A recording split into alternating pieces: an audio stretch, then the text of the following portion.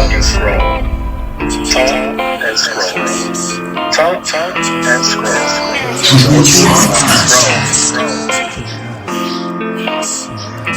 Hey, what's going on? This is TNS, Time and Space, and I'd like to welcome you to another episode of Talk and Scroll. I had to do a reaction to this video, so let's get into it.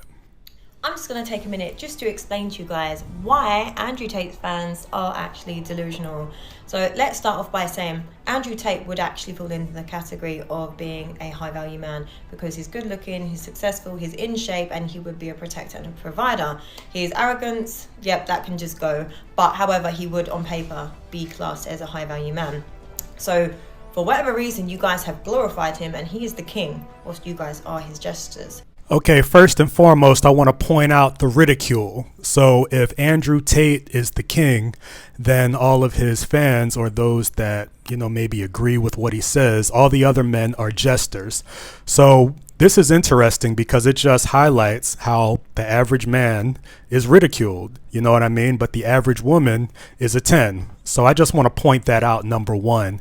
I can say that Andrew Tate, from what I've seen of him, and I'm not like a number one fan, however, I have watched a few videos. I can say that his whole thing, if you have seen more than his clips, then you've seen that he's talked about how he wants to empower young men. That's really what it is. So it's interesting, though. This shows you why he wants to empower young men or men in general because of the ridicule. Let's keep it going. So with saying that, Andrew might be the voice for you guys. He's not the representation. He's a small percentage of men because he is actually successful.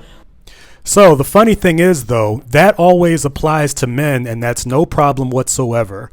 Women have no problem pointing out that there's a difference between a high value man and the average Joe. No problem whatsoever. And as a man, we're accustomed to taking that on the chin. We recognize that. We know that.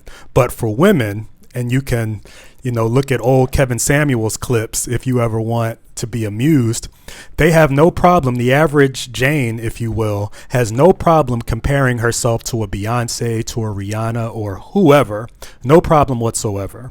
Whereas average Jack down the road that is comparing their life to him and thinking they've got as many options, that's where you need to reevaluate where you are in your life. Men have no problem generally evaluating where they are in their lives. And honestly, Andrew Tate or men like him, or even people like myself, want to encourage people, not even just men, but people to, strive for better, to strive to be greater people. So I really don't understand that criticism. I think men generally know where they fall. I believe that if anything, there are women who just believe that inherently they are 10s just by virtue of being women.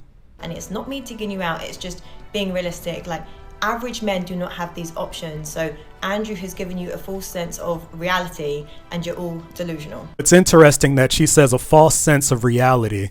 Well, what would you call a woman, for example, if she has 3 children, and this is just a generic example, a woman that has 3 children, and let's say she's 35, but she still has the same expectations in the dating market that she did when she was 21 with no children. Where is the delusion there? I think that men, I could even reference a song from back in the day. It was a song by Skilo, I Wish I Was a Little Bit Taller. That song from the early 90s debunks all of her criticisms about men being delusional. In the song, he says, I wish I was a little bit taller. I wish I was a baller. So that's just a funny correlation that I thought of.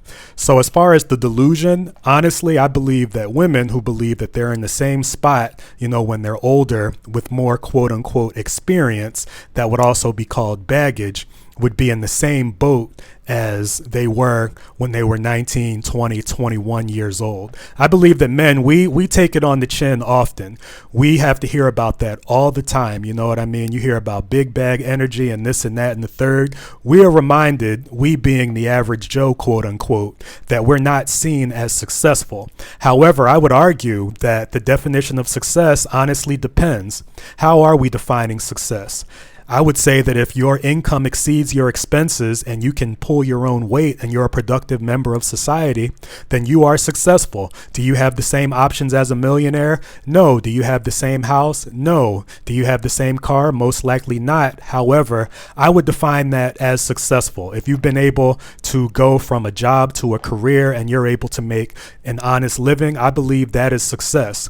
And honestly, the last thing I'll close with is that the average man has no problem with the average woman, but the average woman looks down on the average man. So I just want to close with that. This has been another episode of Talk and Scroll. Y'all take it easy.